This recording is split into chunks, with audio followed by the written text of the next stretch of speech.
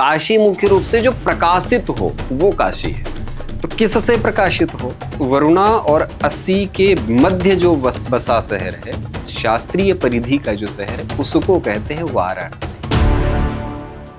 आचार्य जी, अक्सर कहा जाता है कि मंत्रों में बड़ी ताकत होती है।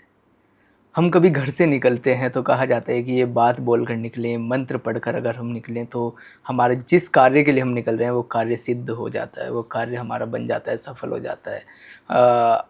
कोई भी विपत्ति अगर सफ़र में आ रही होती है तो वो हट जाती है। तो इसके बारे में सबसे पहले थोड़ा सा बताएं। सबसे पहले मंत्र का अर्थ क्या होता है? जी। मननात् त्रायते यह सह मंत्रः, जिसका चिंतन करने से त्राण हो, रक्षा हो, वही मंत्र है। तो प्रायः जितने भी मंत्र हैं वो ईश्वर समर्पित होते हैं, और ईश्वर इस समर्पित होने के कारण उससे ईश्वर का चिंतन होता है, मनन होता है। निश्चित तौर पे त्राण तो होता ही है, फिर रक्षण होगा आपका। तो दूसरा, हमारे यहाँ पे शब्द को ब्रह्म कहा गया है। भर्तृहरि आचार्य हमारे हुए व्याकरण के, उन्होंने एक बहुत प्यारा सा वाक्य पदीय में श्लोक लिखा है, अनादि निधनम ब्रह्म शब्द तत्वम यदक्षरम विवर्ततेर्थ भावेन प्रक्रिया जगतो यतः। उनका कहने का अभिप्राय है कि ये जो शब्द है ये ब्रह्म है, और ये अनादि निधनम ब्रह्म, ये अनादि है और अनिधन है, अर्थात ये कभी समाप्त होने वाला नहीं है। इसलिए मंत्र की सन्निधि होना ईश्वर की सन्निधि है। तो अगर हमको ईश्वर के समीप जाना है तो मंत्र के समीप जाना ही चाहिए और जाना ही पड़ेगा।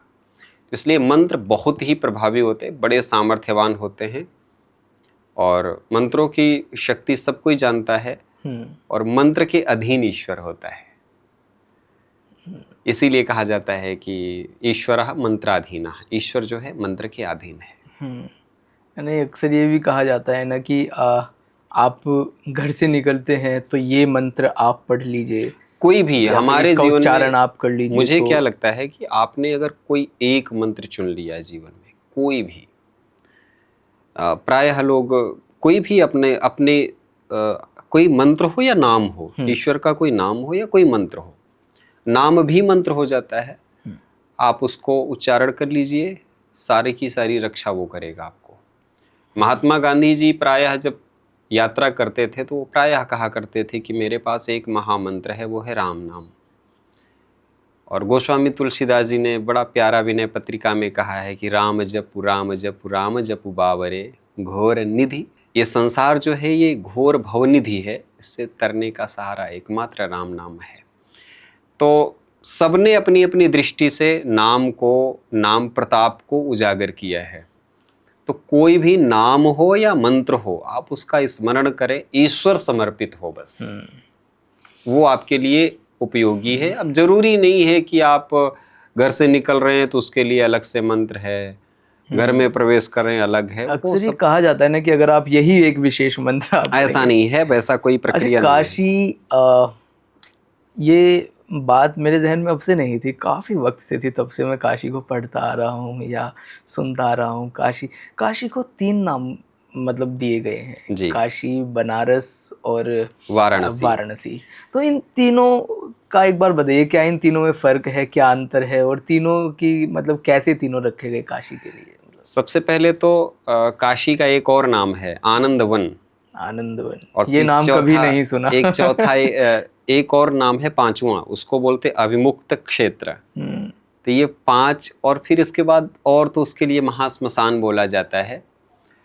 तो काशी का सबसे जो प्रसिद्ध प्रमुख नाम है वो काशी ही है। काशते, प्रकाशते या सा काशी। काश धातु संस्कृत में होती है प्रकाशित करने के अर्थ में।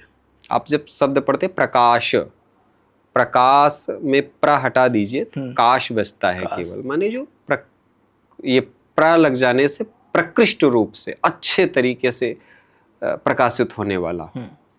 तो काशी मुख्य रूप से जो प्रकाशित हो वो काशी है। तो किससे प्रकाशित हो?